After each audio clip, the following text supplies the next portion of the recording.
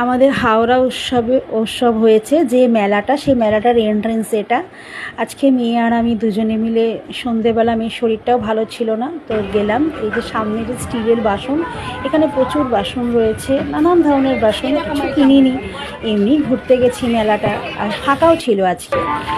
নানান ধরনের কাপড়ের দোকান, এখানে এটা খাবার দোকান, গজা, জিরে গজা, জিলেপি, অনেক কিছু আছে। এটা হচ্ছে আমাদের রঙ্গবতী স্টল। রঙ্গবতী তুমি যদি দেখে থাকো তো তুমি দেখো, তোমার স্টলে আমি গেছিলাম, তুমি ছিল না, আমি কিছু নিইনি তোমার স্টল থেকে।